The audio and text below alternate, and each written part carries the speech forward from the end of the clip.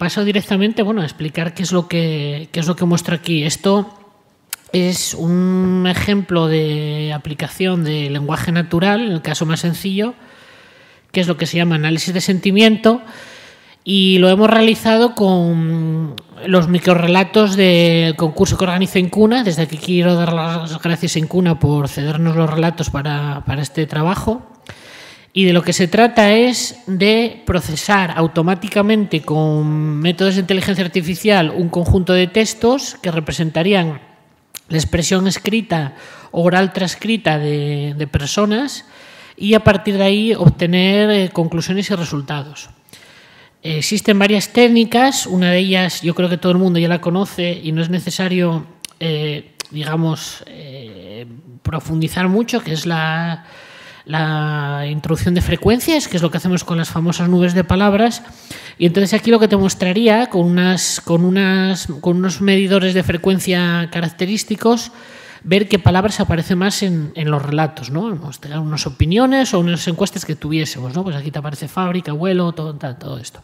Pero lo que es más interesante, y es lo que nos especializamos nosotros en la empresa y nos parece más importante en este contexto, es que también se pueden evaluar los sentimientos y las emociones, que es lo que aparecería en la gráfica de la derecha. Esto lo que se hace es, se asocia a cada palabra una serie de sentimientos o emociones mediante unos léxicos que se construyen para diferentes idiomas.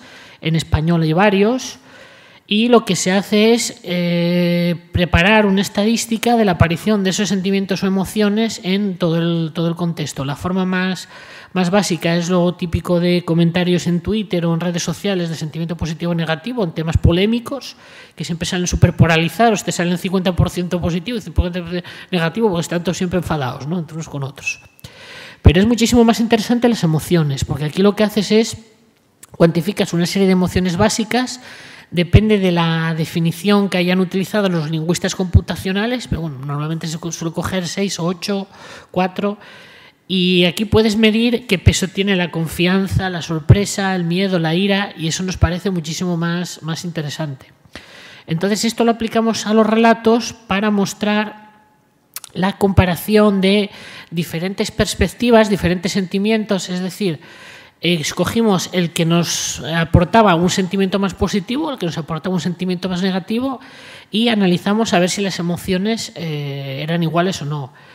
El más negativo tiene una serie de emociones, como es el miedo, que tienen un peso más fuerte, mientras que el positivo pues tiene alegría, confianza, cosa que desaparece completamente en el negativo. Esto, por otra parte, es indicativo de que en esos relatos estén basados en una experiencia personal, o sea, una ficción completamente inventada, pero que esté inspirada en el patrimonio industrial. El tema de la confianza, por lo menos en los que son negativos, no se ve muy interesante, ¿no? Entonces, la idea de esto, el objetivo que hay aquí es poder comparar diferentes perfiles de población, pues, grupos de edad, distribución geográfica, o, por ejemplo, en el caso del patrimonio, lo que nos interesa es diferentes nuevos usos que se puede dar una instalación. Aquí se está planteando ahora nuevos usos de las antiguas minas, y se están planteando usos, unos son de agricultura, ¿no?, de hacer una especie de invernaderos subterráneos que necesiten luz, otros son de para centros de datos otros son almacenamiento de hidrógeno. Entonces, eso, si haces una encuesta convencional y dices a la gente, ¿está bien o está mal? No, está muy bien, está muy bien. Pero aquí lo que nos interesaría sería, ¿y qué distribución de emociones tendremos en cada uno?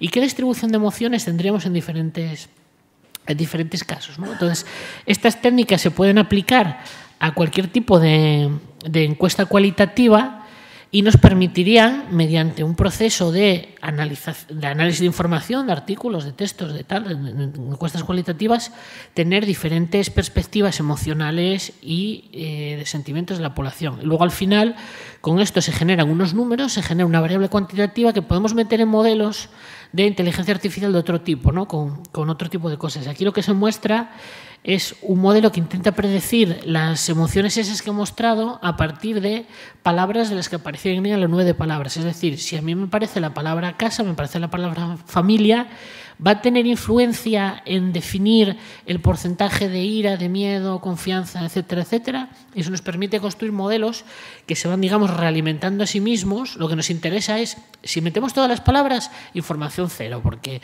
lo que estamos haciendo es transcribir directamente el léxico. Si lo que hacemos es meter pocas palabras, el modelo nos está diciendo, cuando aparece esta palabra, aparecen estas emociones asociadas. Y este sería, en resumen, la técnica que intentamos aplicar para el patrimonio industrial.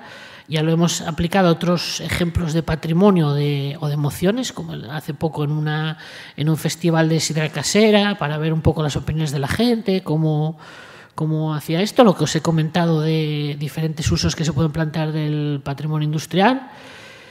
Y en general, como acabo de comentar y pone aquí el texto, esto se puede aplicar a todos los casos de interés, que puedes coger textos, artículos, entrevistas y demás. Y con esto pues ya me despido de todos vosotros. Espero que os meta el interés en el cuerpo y decir simplemente que, que estos códigos los tenemos desarrollados y se pueden modificar muy fácilmente para la obtención de producto o servicio directo. Si alguien tiene interés, nos adaptamos a su caso y nada más. Muchas gracias.